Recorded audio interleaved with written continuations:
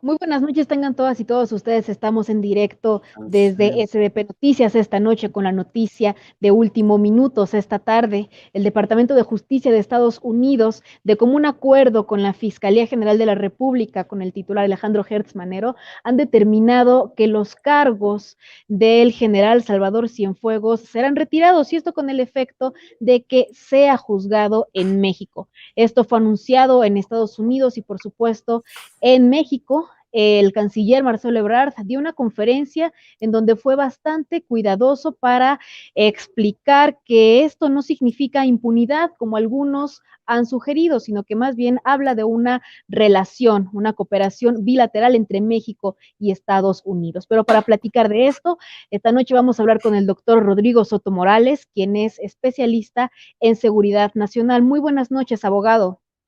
muy buenas noches, Frida. Un gusto saludarte a ti y a todo tu auditorio. Muchísimas gracias y gracias por tomar este videoenlace. Nos gustaría comenzar entendiendo en términos jurídicos qué es lo que está sucediendo y cuál es el impacto de esta determinación, abogado.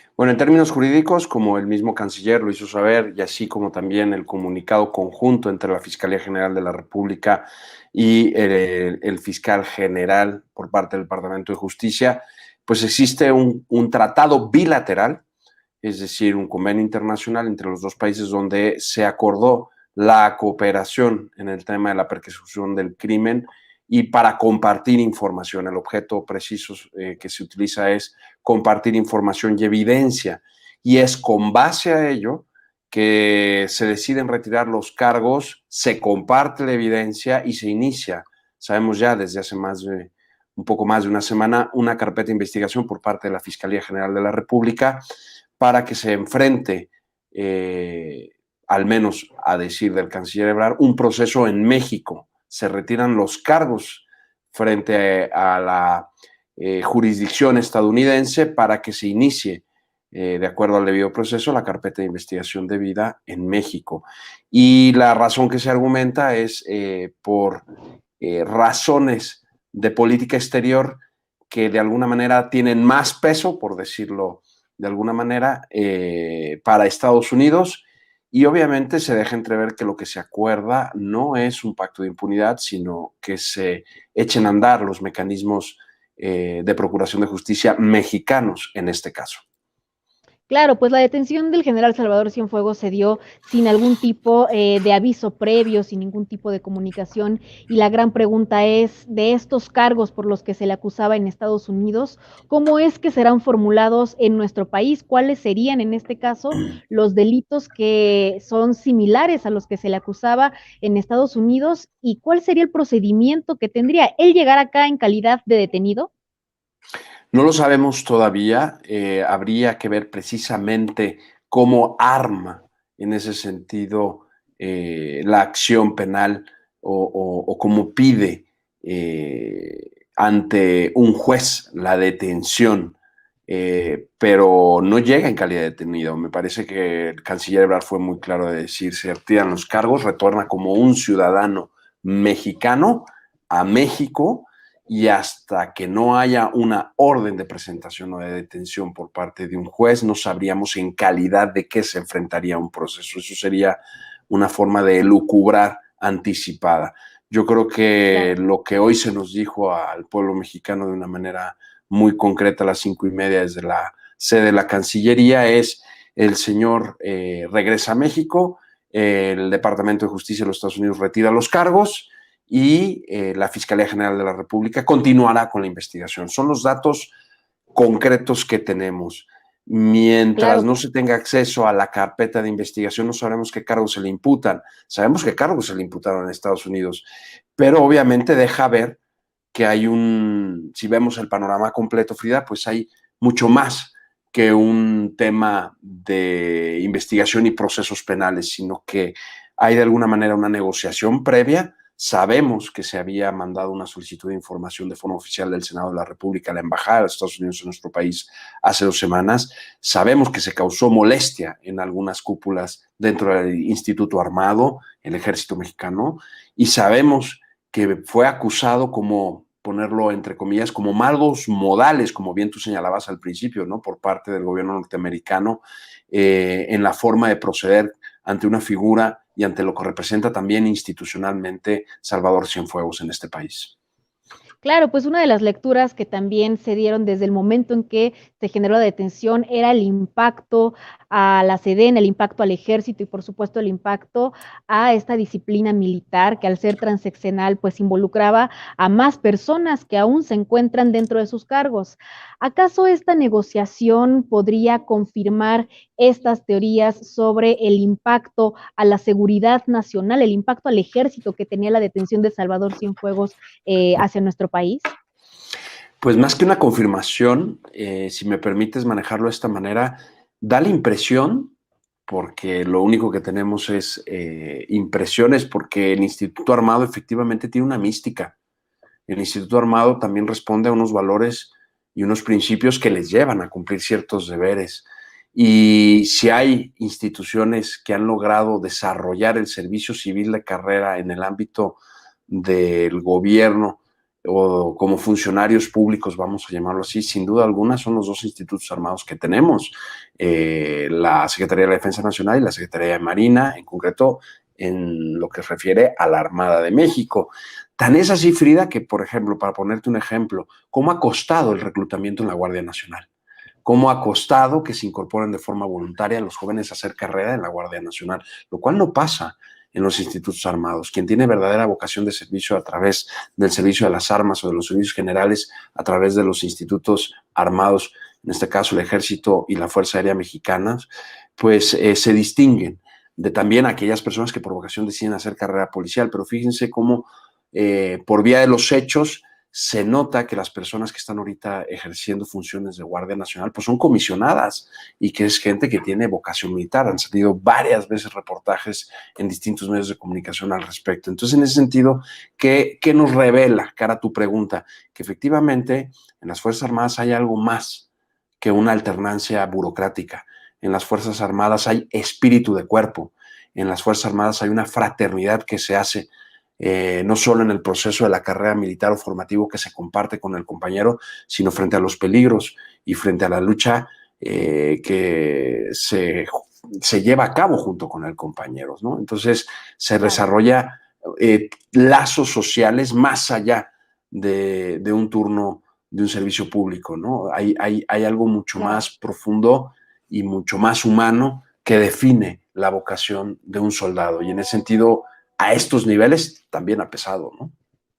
Claro, y pues doctor Soto Morales, las acusaciones contra contra el general Salvador Cienfuegos han sido bastante fuertes y una de las preguntas que también son constantes, principalmente por el clima político que en este momento se vive en Estados Unidos, es si esta determinación es irreversible o si en su caso, al momento en que el presidente Joe Biden entrara al poder y decidiera iniciar de nuevo una investigación o reabrir investigaciones, la situación jurídica del general Salvador Cienfuegos podría cambiar a pesar de esta negociación. Así es, Frida. Yo creo que la pregunta es bastante oportuna y justificada cada lo que ha pasado los últimos 60 días desde la detención de Cienfuegos. Bueno, en octubre, pero ha sido menos el tiempo. Pero quiero decir, ¿qué pasa? Que tenemos por un lado vamos a decir, el íter jurídico de la detención y del crimen, el camino jurídico propiamente, y por otro lado, el entorno político, ¿no?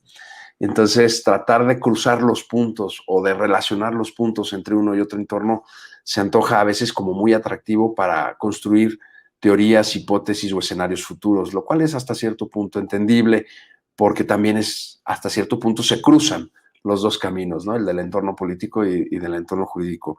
Yo, si bien las acusaciones en Estados Unidos, como bien señalas tú, fueron contundentes, cuando tuvimos la oportunidad de platicar del tema por primera vez tú y yo te dije, pues yo quiero ver las pruebas, a ver si son tan contundentes.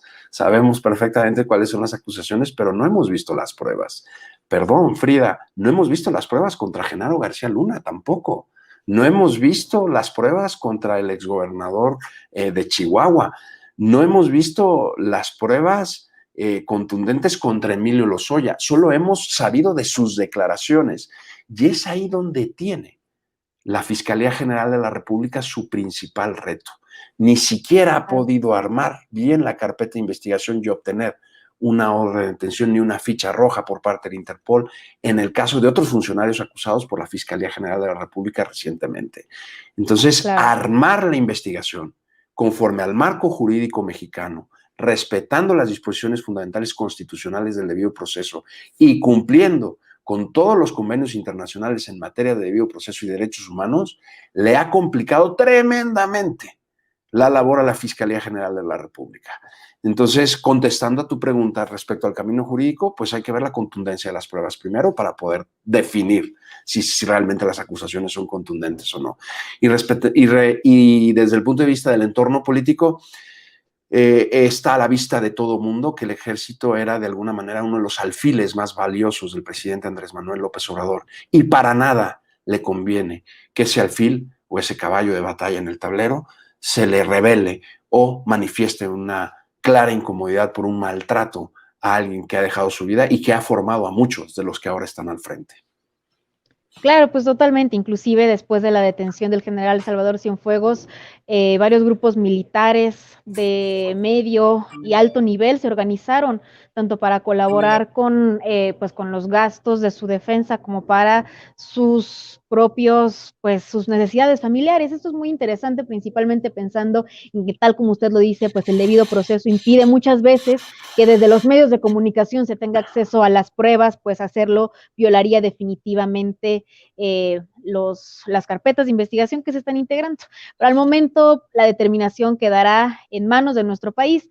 Para despedirnos, abogado, a mí me gustaría hacer una pregunta que creo que es la más polémica porque hay cierto riesgo de que el general pudiera simplemente desaparecer al llegar a nuestro país.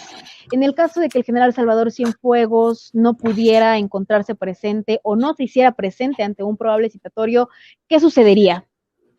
Bueno, en el derecho penal se habla del posible riesgo de fuga y es al juez de control al que le corresponde determinar si hay o no tal riesgo de fuga. Y en ese sentido, yo creo que eso no le conviene al general Cienfuegos, quien dijo en la audiencia de cargos en Nueva York que iba a limpiar su nombre y que lo que quería era limpiar su nombre. No le conviene tampoco, obviamente, al Instituto Armado por todo lo que ha intercedido por el general Cienfuegos.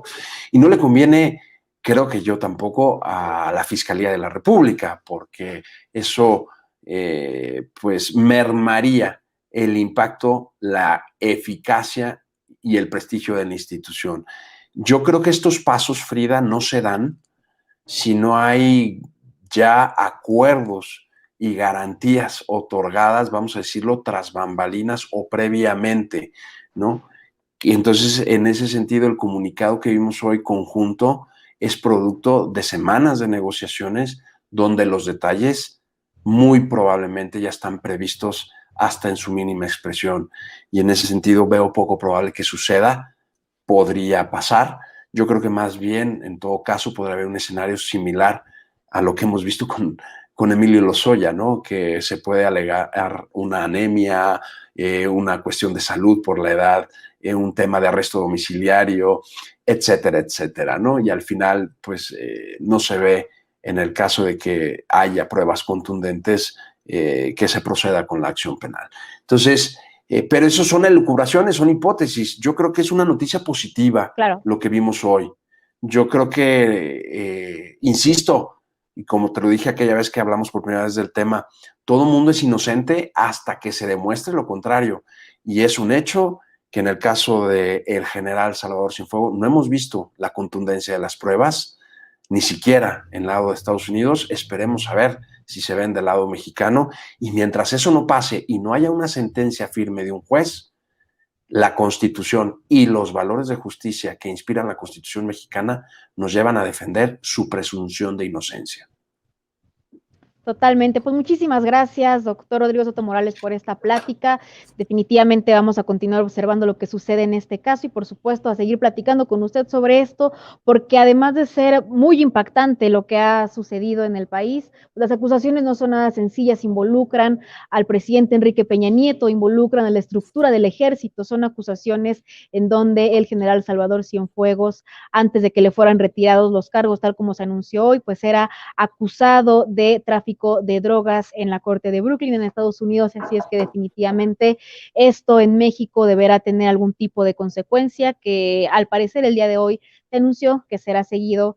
Esperemos que así sea. Muchísimas gracias, doctor Rodrigo Soto Morales, y muchísimas gracias a usted por quedarse hasta el final de este video. Gracias por observarnos. Por favor, no se pierdan cada detalle de esta noticia